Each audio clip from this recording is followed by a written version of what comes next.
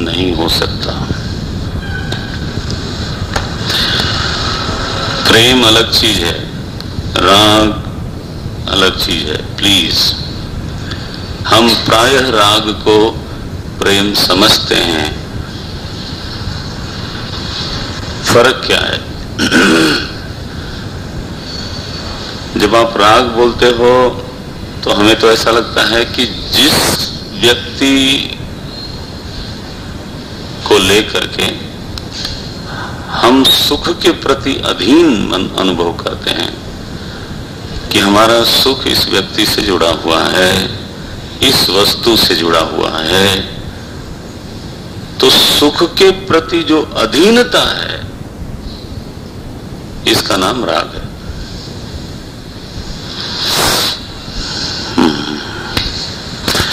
चूंकि हमारा सुख उसके अधीन है, इसलिए I become possessive of it. ये चला ना जाए पकड़े जोर से, और दूसरा आदमी उसी को खींचना चाहता है, बस नारायण हो गया। इस राग से फिर जो चीज जन्म लेती है वो द्वेष है। प्रेम का बेटा द्वेष कैसे हो सकता है? कैसी दुनिया में सारे झगड़े लोग कहते हैं प्रेम के कारण है। नहीं प्रभु, प्रेम के कारण नहीं है, राग के कारण है।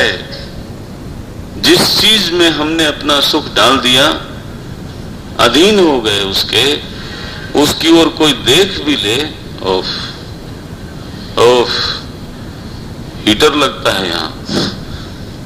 इसकी हिम्मत कैसे पड़ी? एक बार देखा, दो बार देखा, ये तीती बार बार क्यों देखता है? चलो जी, इस चीज के प्रति उसकी नजर है, बस शुरू हो गया काम। यह राग फिर द्वेष को प्रकट करता है।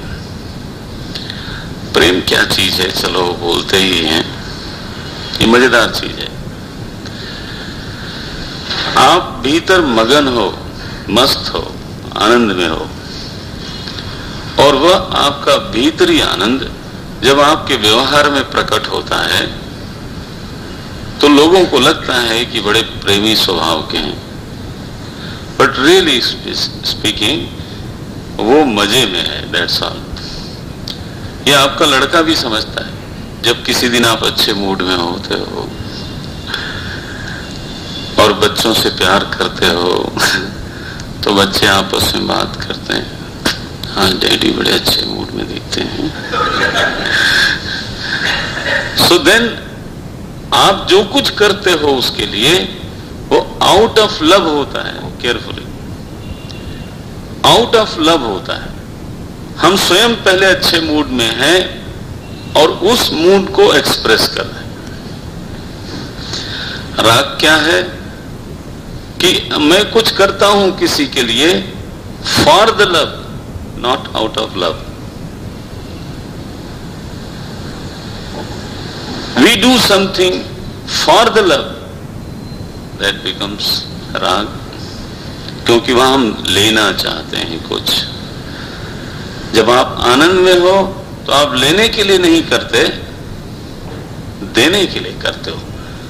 इतना बड़ा अंतर है, जमीन आसमान का अंतर है। एक देने वाला है और एक भिखारी है। लेना चाहता है और फिर दूसरे भी लेना चाहते हैं तो झगड़ा हो जाता है। और यहां तो ऐसी स्थिति है कि आपका आनंद बिखरता है आपकी वाणी से, आपके व्यवहार से। वो कोई और भी करे तो क्या फर्क पड़ता है। तो सुख का जो मुझे कारण दिखाई देता है, मैं उसको पकड़ने की कोशिश करता हूं, उसके अधीन होता हूं, ये राग है। दुख का जो कारण दिखाई देता है उससे होता है द्वेष।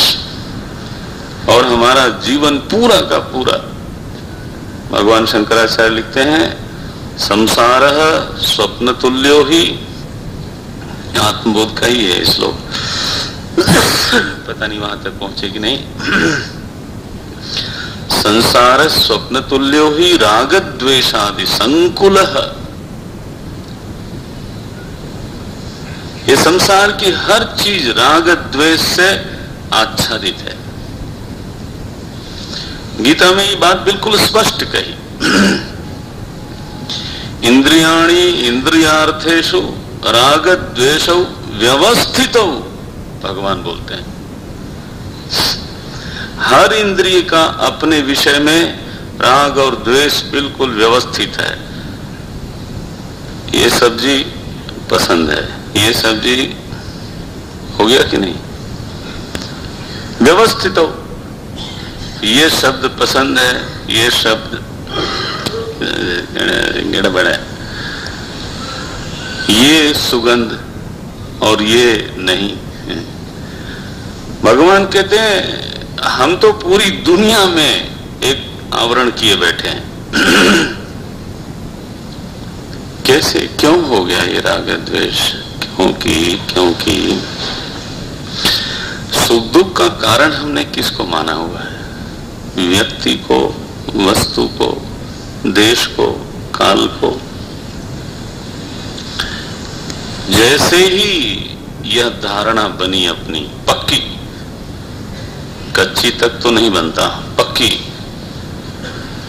निज कृत कर्म भोग सब भ्राता।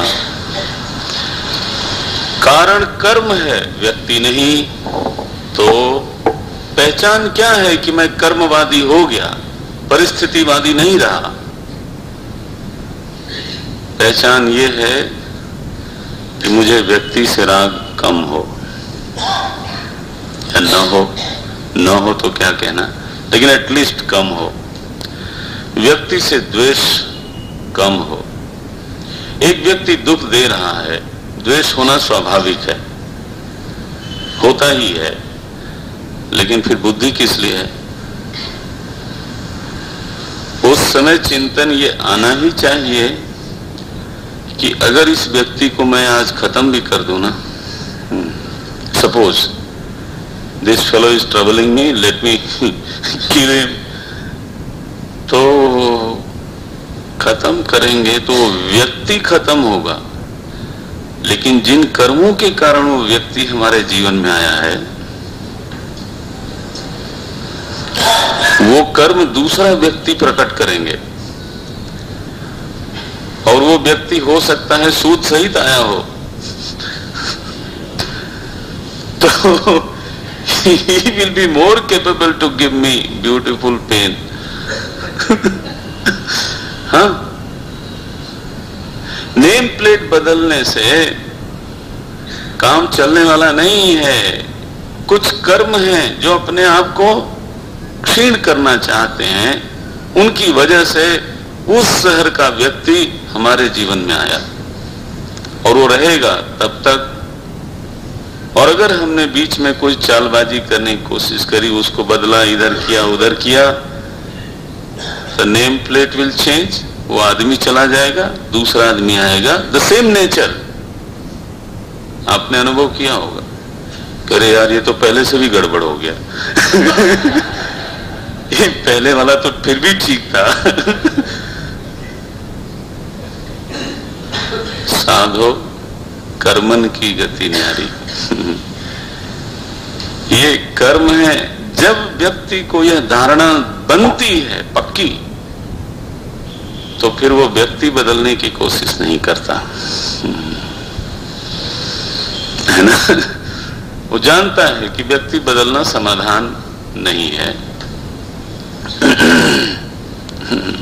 उस व्यक्ति से राग भी नहीं करेगा। हाँ, एक व्यक्ति बहुत सुख देता है आपको, he will not become possessive of it। क्यों भाई? कुछ कर्म है, उनकी वजह से हमारे जीवन में व्यक्ति है। वो कर्म रहेंगे तो इनको रहना ही है, और ये नहीं तो कोई दूसरा, दूसरा नहीं तो कोई तीसरा। आदमी तो पोस्टमैन है, I tell you. Money order तो कहीं और से ही आता रहता है। पोस्टमैन का ट्रांसफर हो गया, बोले मनी ऑर्डर कहां से आएगा? आएगा महाराज, क्योंकि भेजने वाला तो, हाँ, वो हमारे सामने जो मनी ऑर्डर आता है वो दो ही होता है, एक पोस्टमैन आता है सुख लेके, वो दे के जाता है, दूसरा पोस्टमैन आता है हाँ दुख लेके, वो भी दे के जाता है। और हम गाली किसको देते हैं? पोस्टमैन को। अरे जिसने भेजा है उसकी ओर तो देखो, वो तो कर्म है, उसकी वजह से आया है। निज कृत कर्म भोग सब भ्राता, तब व्यक्ति परिस्थिति को बदलने की चेष्टा कम करता है। ये क्रांतिकारी परिवर्तन होवे तब समझना चाहिए कि अब मैं कर्मवादी हो गया। वो परिस्थिति कम, कर्म बदलता है। फिर अब उसको दृढ़ धारणा है कि अगर मैं अपना कर्म ठीक कर लूं तो मेरी परिस्थिति को ठीक होना ही चाहिए। जो परिस्थितिवादी है वो क्या सोचता है कि परिस्थिति सुधर जाए, अगर कर्म बिगड़ता है तो बिगाड़ लूंगा। पहचान करना कि मैं कहां हूं। परिस्थितिवादी कर्म को बिगाड़ करके भी परिस्थिति को सुधारना चाहता है। कर्मवादी को ये मालूम है कि कर्म बिगाड़ करके परिस्थिति को सुधारा नहीं जा सकता। तो आज परिस्थिति चाहे जितनी भयानक दिखती हो, वो अपने कर्म को संभालेगा, और अगर उसके कर्म संभल गए तो आने वाली परिस्थिति बेहतर होनी ही चाहिए। तो his operation level has been change. एक आदमी परिस्थिति को बदलना चाहता है, एक आदमी कर्म को बदलना चाहता है, तो हो गया। राग द्वेष शिथिल हो जाता है। कर्मवादी का लक्षण है कि राग द्वेष शिथिल हुआ। तीसरा, अगर हमें ये पक्का है कि हमारे सत्कर्म हमको सुखी करेंगे, और ये पक्का है कि दुष्कर्म हमको दुख जरूर देगा, तो वह व्यक्ति सत्कर्म करने का कोई अवसर खोएगा नहीं। क्योंकि वो तो सुख का कारण हो गया ना। पुण्य की पूंजी इकट्ठी करने की कोशिश करेगा वो जी तोड़।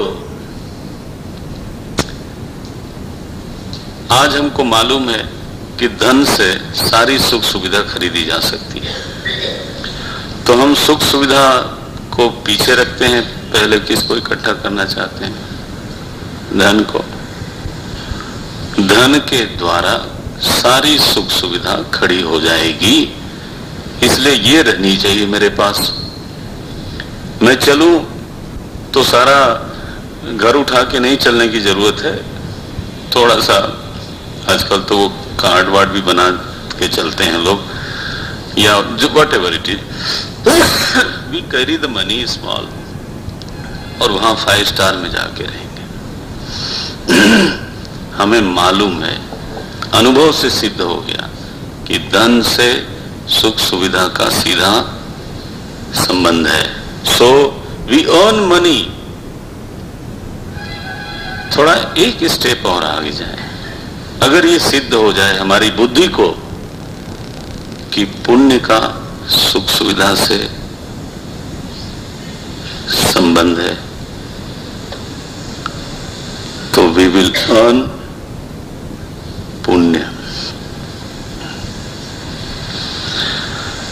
और ये डॉलर ऐसा है पुण्य वाला जो हर देश में चलता है।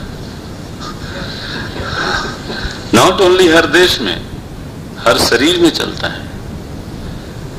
केवल भूलोक में नहीं, स्वर्गलोक, पितृलोक, देवलोक, ब्रह्मलोक, हर जगह चलता है। ये पूंजी हो रन में, बन में, हर जगह काम आती है। बाजार जहां नहीं होती ना, वहां भी पुण्य से चीजें मिलती हैं, और बाजार ना हो तो धन से चीजें वहां नहीं मिलेंगी। हाँ, जंगल में आप फंस गए, लाखों रुपया जेब में है, 108, क्या करोगे? बट पुण्य है तो उस जंगल में आदमी खड़ा होगा।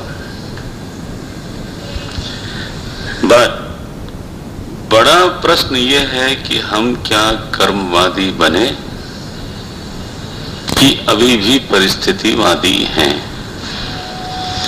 हमारे शास्त्र ये कहते हैं कि क्रियात्मक साधना तो ठीक है, आप जप करो, तप करो, साधना करो, स्नान करो, लेकिन समझ स्वयं एक साधना है। अपनी समझ अगर बदलते हैं, जीवन बदल जाएगा। समझ नहीं बदलते तो बहुत ज्यादा फर्क नहीं पड़ता।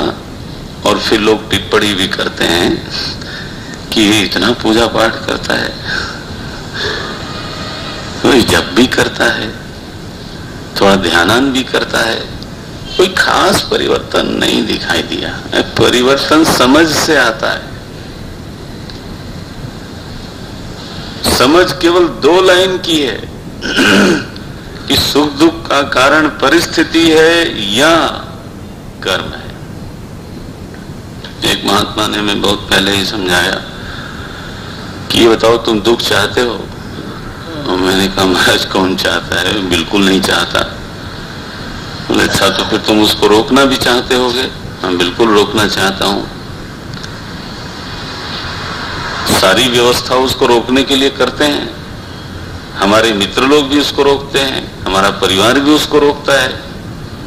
ठीक है, तो तुम्हारा परिवार, तुम्हारी मित्र मंडली, तुम स्वयं सब मिल करके दुख को रोकना चाहते हो कि वो कम से कम मेरे घर के बाहर ही रहे, और आ जाए वहां तक तो भूल जाए पोस्टल एड्रेस, और पड़ोसी के घर में जाए तो कोई फर्क नहीं पड़ता है। ठीक है, वहीं चला जाए, कोई बात नहीं। मैंने हम हर तरह से चाहते हैं कि रुके, उधर ही रहो, ऐसा चाहते हैं। बोले सब लोग मिल के रोकना चाहते हो, फिर भी रुकता नहीं वो बिल्कुल आता है, दिल में आता है, आके बोलता है वो हरिओम। वो दुख बोलता है, वो चिन्मय मिशन का मेंबर होगा। हम तो मेंबर सभी को बनाने के लिए तैयार, दुख महाराज भी मेंबर है। बोले देखो तुम दुख को बुलाते नहीं, उसको रोकते हो, तुम्हारे मित्र, तुम्हारा परिवार सब मिल के रोकते हो, फिर भी वो आता है, क्योंकि तुम्हारे ही कर्म का परिणाम है। तो अगर दुख रोके से नहीं रुकता तो सत्कर्म का फल सुख भी किसी के रोकने से, तुम्हारे कुछ दुश्मन भी हो सकते हैं और वो मिल करके रोकना चाहेंगे कि ये आदमी सुखी न होने पाए। जब तुम्हारे मित्र दुख को नहीं रोक पाए तो तुम्हारे शत्रु तुम्हारे सुख को भी नहीं रोक सकते। Nobody can stop in between। इसलिए निश्चिंत रहो, सत्कर्म हो जाए मस्त रहो, क्योंकि वो आने ही वाला है। किसी की ताकत नहीं है कि वो उस बीच में उसको रोके। तुम तो इस पूंजी को कमाओ, जितनी संभव है उतनी कमा लो, क्योंकि ये डॉलर तो चलने वाला है। इसका कभी डी ये नहीं होने वाला है। अगर ये धारणा बन जाए महाराज, वह व्यक्ति आप देखेंगे थोड़े दिनों में सत्कर्म के प्रति चेष्टा करेगा, दुष्कर्म से डरेगा। अगर दुष्कर्म से डर नहीं लगता तो ये जानना चाहिए कि अभी भी मैं परिस्थितिवादी ही हूं और कोई खास फर्क पड़ा नहीं है। बहिरंग थोड़ा बहुत फर्क पड़ा होगा तो पड़ा होगा, भीतर सीताराम वही हूं मैं। नो सर, साधना में प्रगति का क्या मतलब? बोले मेरा जब 2 माला से 3 माला हो गया। स्वागत है और बधाई है, करो, लेकिन वेदांत में तो प्रगति तब मानते हैं जब हमारी धारणाएं बदलती हैं, है ना, हमारी मान्यताएं बदलती हैं। परिस्थितिवाद से अगर हम कर्मवाद में चले गए, बढ़िया, बहुत लाभ हुआ, जीवन में सदाचार आता है। दुष्कर्म से अगर डरना शुरू करें तो दुष्कर्म छूटता है। 1, राग द्वेष शिथिल हुआ। 2 लाभ सीधा सीधा दिखाई दिया।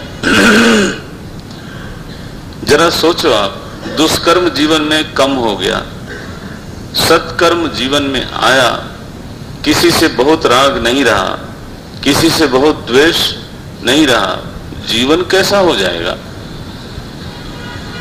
पवित्र शुद्ध जीवन हो गया। बोले महाराज ये तो हो गया काम। सत्कर्म करें, उसका फल अच्छी परिस्थिति से सुख। ये तो समीकरण बन गया, इक्वेशन बन गया। सत्कर्म शुभ परिस्थिति सुख, सत्कर्म शुभ परिस्थिति सुख, बस होता रहा। अब तो क्या करना है? लक्ष्मण जी बोले ये ठीक है, लेकिन इसमें कुछ कमियां हैं। सुबह की कक्षा में मैंने बोला है, मैं यहां थोड़ा रिपीट कर देता हूं। कर्मवाद भी बहुत सुरक्षित नहीं है। परिस्थितिवाद से कर्मवाद बेहतर है, लेकिन कर्मवाद सुरक्षित नहीं है। हम इस मान्यता को लेके अगर जीवन जीना शुरू करेंगे तो कठिनाई कहां आएगी? मुझे लगता है कठिनाई पहले यही आएगी कि हर समय सत्कर्म होए, ये बहुत कठिन दिखता है। कई बार अनजाने में गलत कर्म होता है, कई बार हम समझते नहीं हैं कि ये दुष्कर्म है और होता है। बोले हमने जानबूझ के नहीं किया था। नहीं जानना कोई एक्सक्यूज नहीं है। वो गुरुदेव बोलते थे कि बिजली के प्लग में हाथ डाल दो और फिर कहो कि मैंने तो जानबूझ के नहीं डाला था। तो वो फिर बिजली कहेगी कि वो कहने का मौका नहीं देगी।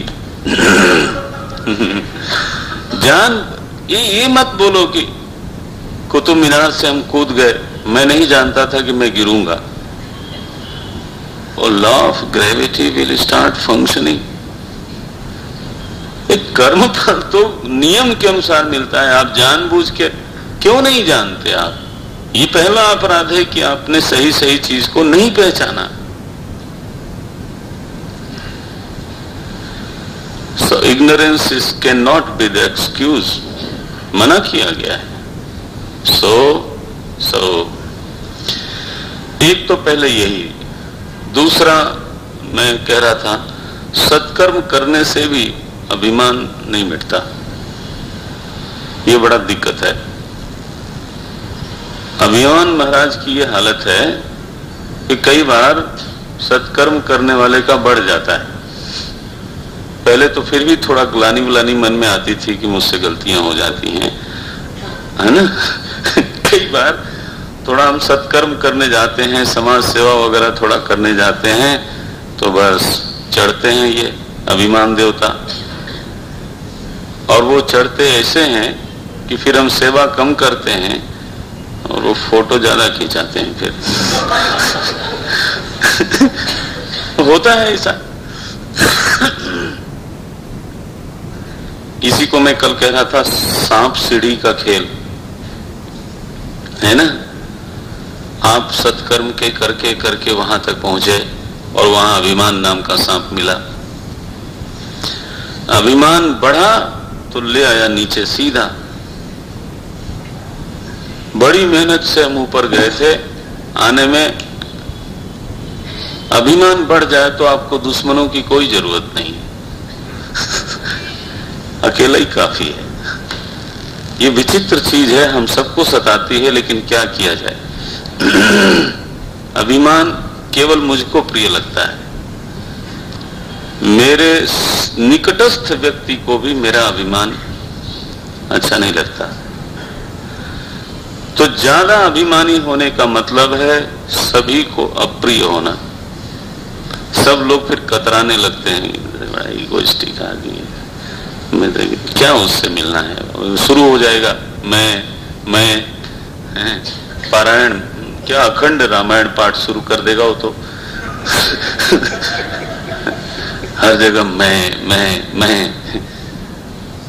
Nobody likes it, but I like it. अभिमान से विवेक कुंठित होता है, मद चढ़ता है, और कई बार उस मद में जो गलत है वो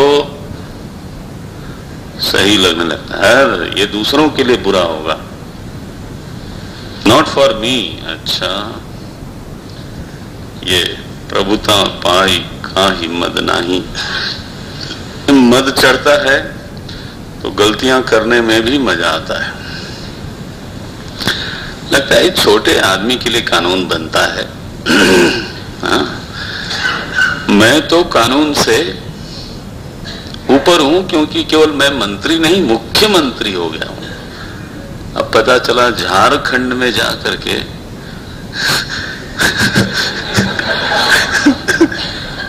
मुख्यमंत्री महोदय पता नहीं बीमार भी हो रहे हैं, पता नहीं क्या क्या हो रहा है। मद चढ़ता है लोगों को तो सही गलत कुछ। इसलिए शास्त्र ने कहा, और लक्ष्मण जी भी कहने जा रहे हैं, परिस्थितिवाद से बहुत बेहतर है कि आप कर्मवादी बन जाओ, लेकिन यहां रेस्ट मत करना। यहां से आगे परमार्थ तत्व को पहचानने की कोशिश करनी चाहिए। सो निषाद राज, जो जीवन में बहुत सारी घटनाएं हैं ना, थोड़ा इनके बारे में एक दूसरी दृष्टि से भी सोचो। क्या क्या है वो आज मैं केवल अनुवाद करता हूं, कल चर्चा करेंगे। जोग वियोग जीवन में होता रहता है, कभी संयोग कभी वियोग। और तीसरी चीज है भोग। जोग वियोग भोग, तीन घटनाएं जीवन में मुख्य हैं। और ये तीनों कैसे होते हैं? भल मंदा। कभी अच्छा जोग हो गया किसी अच्छे व्यक्ति से, कभी बुरे व्यक्ति से। कभी अच्छे व्यक्ति से वियोग हुआ, कभी बुरे व्यक्ति से वियोग हुआ। कभी अच्छा भोग आया, कभी बुरा भोग आया। जोग वियोग भोग भल मंदा। लोग कैसे होते हैं? हित अनहित मध्यम। ये तीन तरह के लोग हैं जिनसे हम व्यवहार करते हैं। कोई वेलविशर है, कोई उल्टा है, और कोई उदासीन है, मध्यम है।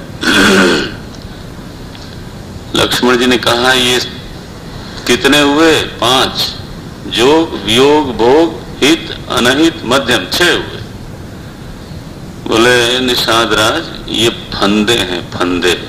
जाल में फंदा होता है ना मछली पकड़ने, तो बोले ये सब फंदे हैं। बोले महाराज तो ये जाल है, 6 मिलके जाल बनते हैं। बोले हाँ ये जाल है। कितना बड़ा है जाल? तो मैं इधर से निकल जाऊं, छोटा जाल हो तो। क्या बोले? जन्म मरनु जह लगी जग जालू। लो जी, अब कहां निकल के जाना है? जन्म से लेके मरण तक ये जाल फैला हुआ है। जन्म लेते ही जोग वियोग शुरू हो जाता है, भोग शुरू हो जाता है, हित अनहित शुरू हो जाते हैं, मरण पर्यंत योग वियोग। तो बोले निषाद राज, इससे बच के जाने की बात छोड़ दो, जब लगी जग जालू, ये तो इतना बड़ा जाल है, इसमें फंसना ही है आपको। संपत्ति विपत्ति कर्म अरु कालू, इसमें और भी फंदे हैं, बड़े रंगीन फंदे हैं। कोई संपत्ति है, कभी विपत्ति है, कभी काल है, कर्म है, ये सब फंदे हैं। धरती धाम धन परिवार, यहां तक कि स्वर्ग नरक, जह लगी व्यवहारू। जग एक जाल है, जग जालू शब्द लिखा। और इस जगत का विस्तार कितना, बोले स्वर्ग नरक संपत्ति विपत्ति कर्म काल संयोग वियोग भोग हित अनहित मध्यम,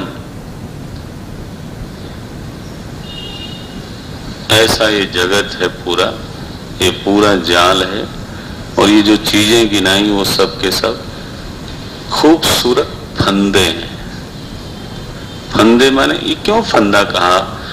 क्योंकि एक एक चीज में मैं इन्वॉल्व होता हूं, फंसता हूं। संपत्ति में भी फंसता हूं, विपत्ति में भी फंसता हूं, मुझे इन्वॉल्व करती है वो चीज। किसी से संयोग हुआ तो इन्वॉल्व हुआ, वियोग हुआ तो इन्वॉल्व हुआ। फंदा माने क्या? वो जो फंसा ले। तो हर चीज मुझे फंसाती है यहां पर। और एक टाइम पीरियड तक फंसा रहता हूं मैं, और इसके बाद फिर निकलता तो सोचता अरे यार इतना समय तो बीत गया इसी में। जब तक फिर मैं कोई काम शुरू करूं तब तक दूसरा फंदा तैयार। तो निषाद राज, इस जगत में आप रहते हो, इसमें बहुत सारे फंदे हैं और हर फंदा आपको फंसाता है। Do you realise this? Nishad Raj ने कहा होगा यस सर। है तो सही, ऐसा ही है। इससे निकलने का रास्ता क्या? निकलने का रास्ता ये है कि ये पूरा का पूरा प्रपंच जिसको मैं इतना जाल बता रहा हूं, असल में केवल मोह का परिणाम है। अगर इसको समझ लिया जाए तो न कोई जाल है और न कोई फंदा है। चलो जी, हमारा ना शिक्षक, देखिए सुनिए गुनिए मन माही, मोह मूल परमार्थ नाही। कल की चर्चा का विषय होगा ये। सपने हो ही भिखार नृप, सुबह की क्लास भी ऐसी थी। सपने हो ही भिखार नृप, रंक नाकपति होई, जागे लाभ न हानि कछु। ये सपने के हानि लाभ हैं। जब तक आप सोते रहोगे तब तक वो 5 साल की जो सजा बची थी वो सुबह की कक्षा वाले जानते हो, वो काटते रहना पड़ेगा। गेट अप, जागे लाभ न हानि कछु, तीमी प्रपंच। ये सपना है, प्रपंच ऐसा लक्ष्मण जी ने समझाया। तीमी प्रपंच जिये जोय।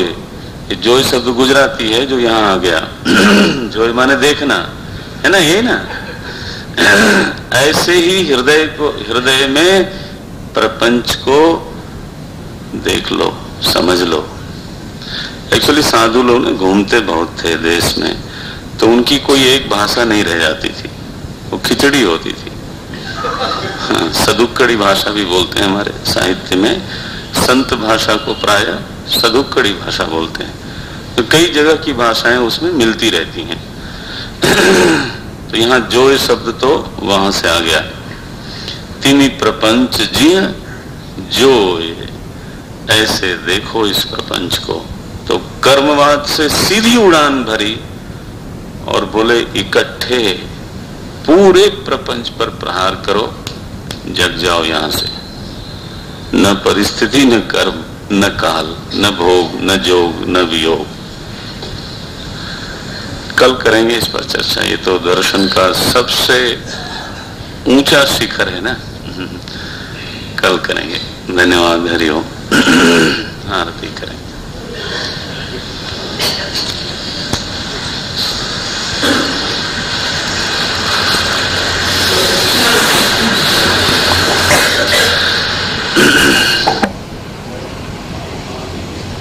भाई आपका माइक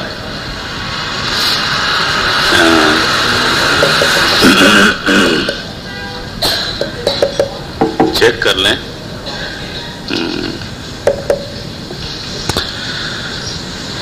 आरती श्री रामायण जी की, आरती श्री रामायण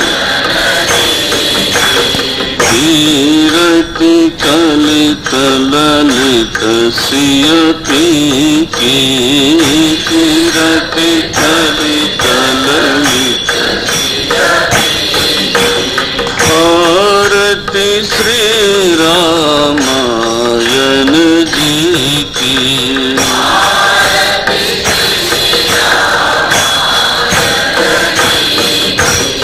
गावत ब्रह्मादिक मुनि नारद,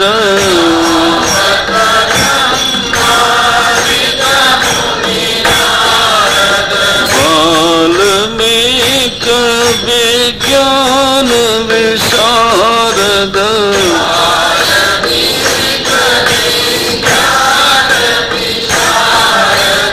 सुख सनकादि शेष शारद,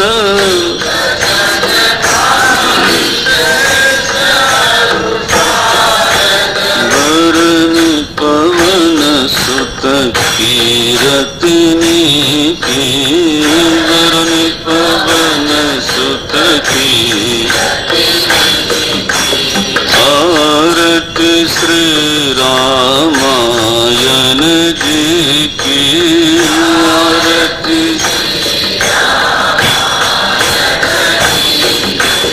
गावत वेद पुराण अष्टदश,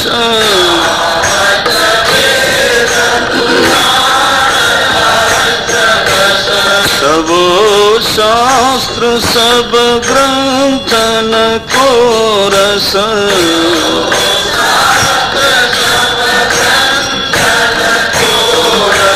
मुनि जन धन संतन को सरबस,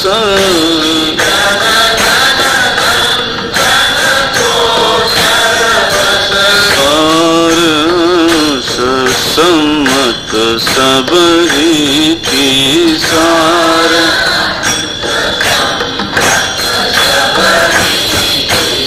आरती श्री रामायण जी की, आरती गावत संतत शंभु भवानी,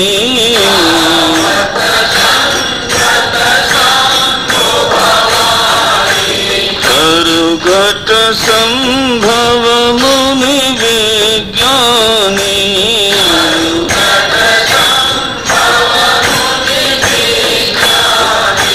व्यास आदि कवि बरज बखानी,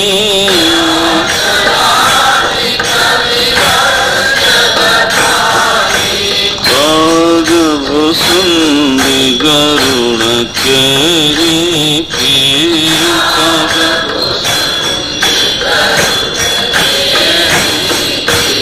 आरती श्री रामायण जी की, आरती श्री रामायण, कलिमल हरन विषय रस फीकी,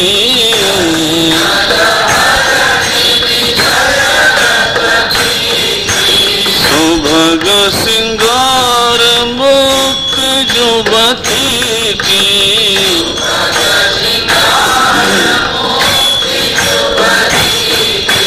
गलन रोग भव मूरी अमी की,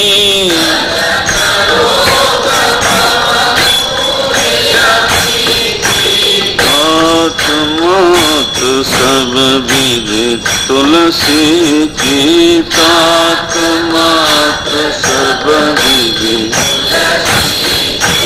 आत्मात सब विधि तुलसी की,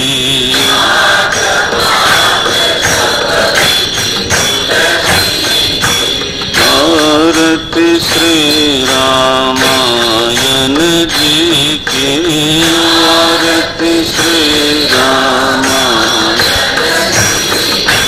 कीरति कलित ललित सियपी की, कीरति कलित ललित, आरती श्री रामायण जी की,